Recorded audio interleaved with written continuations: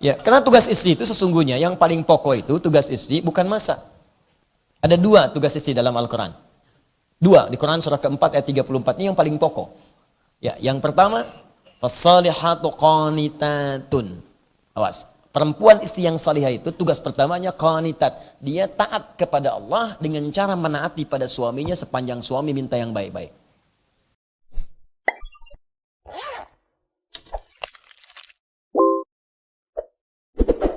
Ya, kalau masih ada daging kambing, daging ayam, kenapa mesti makan bob misalnya? Ya kan? Nabi bukan, seleranya nggak ke situ. Dan nggak harus dicontohkan. Nabi itu kalau tidak menyukai makanan, nggak akan menjelekkan makanannya, mendiamkannya. Itulah indahnya. Itulah suami, kalau istri masakin kemudian. Nah. Nasihat dulu. Ya, betul, itu sunnah Nabi. Suami istri masak misalnya. Suami nggak cocok, nggak usah komentari makanan. Apalagi komentari istrinya. Ya, diamkan saja sudah. Dan istri mesti ngerti. Kalau nggak dimakan berarti nggak cocok. Nggak enak ya Pak? Nggak enak ya Pak? Udah. Jadi kalau dihidangkan itu ya makan. Kalau nggak suka diamkan, nggak usah dicela. Masih untung dimasakin. Ya, karena tugas istri itu sesungguhnya yang paling pokok itu tugas istri bukan masak. Ada dua tugas istri dalam Al-Quran. Dua, di Quran surah keempat ayat 34 ini yang paling pokok. Ya, yang pertama, fassalihatu qanitatun. Awas, perempuan istri yang salihah itu tugas pertamanya qanitat. Dia taat kepada Allah dengan cara menaati pada suaminya sepanjang suami minta yang baik-baik. Masya Allah. Kata suami, mah berjilbab ya, insya Allah Pak. Sayang malam tahajud ya, insya Allah. Sayang nanti menghafal Quran ya, insya Allah. Ta'lim ya, insya Allah.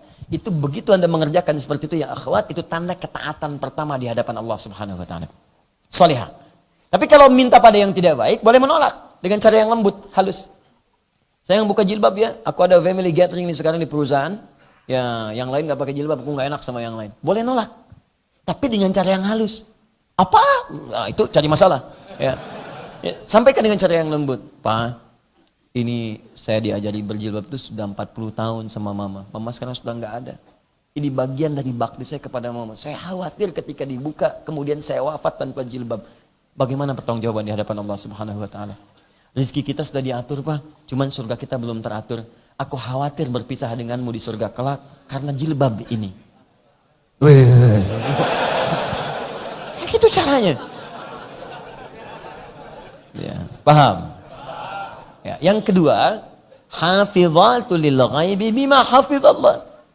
Menjaga nama baik keluarga, khususnya suami, terutama ketika tidak sedang bersamanya di rumah atau dalam setiap tempat.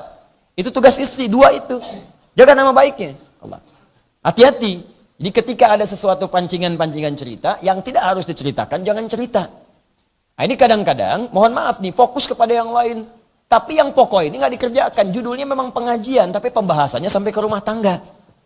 Ya, cuy apa kabar? Baik, alhamdulillah. Bagaimana keluarga? Sehat. Suami bagaimana? Di situ masalahnya. Nyebar. Nah itu ya. Jadi saya kembalikan. Pertama, kalau tidak ada contoh bukan berarti nggak boleh. Kalau Nabi kemudian tidak mengatakan atau melakukan, boleh jadi seleranya bukan di situ. Jelas? Khalid harus mencoba. Kenapa Khalid coba? Karena Khalid itu jenderal perang. Kebanyakan di lapangan. Ya, kebanyakan di padang pasir. Padang pasir kapan nemu kambing guling? Kapan nemu sate? Kapan nemu macam-macam? Ayam geprek, ayam lari, ayam bebas, ayam lepas, macam-macam. Nggak ada. Ya, yang ada itu hewan-hewan khusus tertentu. Bab, kalau nggak tahu hukumnya, gimana mau makannya? Ada hewan top, belum jelas hukumnya, tahan lapar. Ada hewan top, belum jelas hukumnya, tahan lapar. Musuhnya bilang, nggak usah ditembak, termati sendiri. Ya. Mesti ada hukum, itu dibawa nanti ke konteks kekinian. Yang kedua, ada yang Nabi tidak contohkan, bukan berarti tak harus dicontohkan, karena sudah jelas sifatnya. Contoh, Bismillahirrahmanirrahim. Setiap perbuatan baik, ucapkan Bismillah untuk mengawalinya. Jelas, selesai. Mau makan, Bismillah. Pakai baju, Bismillah. Ya, mau minum, Bismillah. Mau sholat, boleh nggak baca Bismillahirrahmanirrahim? Boleh, karena sholat itu perbuatan baik.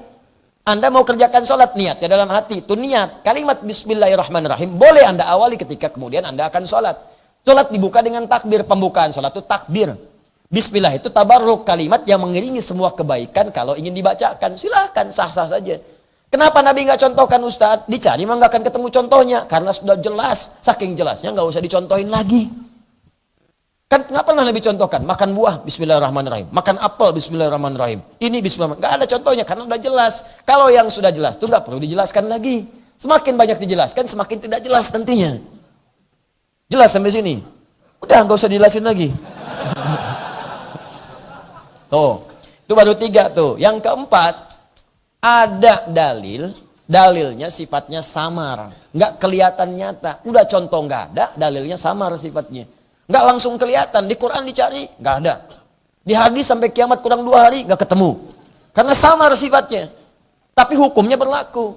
Apa kasus yang paling gampang dipahami? Zakat. Antum zakat pakai apa? Beras kan?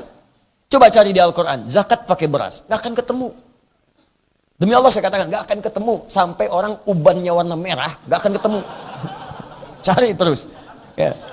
Hadis nggak akan nampak. Karena yang ditemukan dalam zakat itu di Quran perintahnya, di hadis rinciannya. Rinciannya pakai apa? Gandum, kurma. Gandum, kurma. Beras, nggak ada. Tuh, itu yang paling dahsyat. Udah contoh nggak ada, dalil pun sifatnya samar. Nggak ketemu tuh. Apakah langsung dikatakan zakat pakai beras? Bid'ah. Nggak bisa. Lihat dulu. Maka ulama menyimpulkan, hadza irtun. Ini yang dimaksudkan kurma atau gandum itu makanan pokok. Dalilnya kias, analogi. Karena Nabi itu makanan pokoknya, beliau orang Arab, sampai sekarang orang Arab makanan pokoknya gandum dan kurma, maka yang dilihat jangan gandum dan kurmanya, makanan pokoknya. Di setiap tempat yang makanan pokoknya walaupun bukan gandum dan kurma, maka bahan pokoknya boleh digunakan sebagai bagian dari zakat. Itu hukumnya. Kalau dalil sorihnya nggak kelihatan, nampaknya nggak jelas kelihatan, bukan berarti nggak boleh dilakukan. Nah sekarang di Indonesia kan bukan kurma, bukan gandum, apa makanan pokoknya? Nasi, sumbernya dari beras, makanya boleh berzakat dengan menggunakan beras. Jelas di sini? Paham? Nah ini 4 ini boleh. Kalau sama sekali tak ada contoh, sama sekali tak ada dalil, samar pun nggak ada, baru itu yang disebut dengan bid'ah. Sepanjang itu dimasukkan dalam konteks ibadah, bukan adat, bukan kebiasaan. Paham? Nah, ini mesti paham kaidah ini. Kalau nggak paham, jangan bicara hukum. Yang nggak ada contohnya, bid'ah. Sebentar dulu John, ya, lihat dulu. Ada dalil nggak di situ? Ya, kalau ada dalil, silakan. Nggak ada dalil, samar, hilang sama sekali, baru kemudian dihukumi. Mengerti? Nah ini dasar ini penting saya singgung-singgung, karena nanti kita akan terkait dengan ini semua. Kalau yang dasar aja nggak paham, ujung-ujungnya nanti nggak nikah hubungan seksual jadi halal nantinya gitu kan. Balik lagi ke situ, udah tinggalin.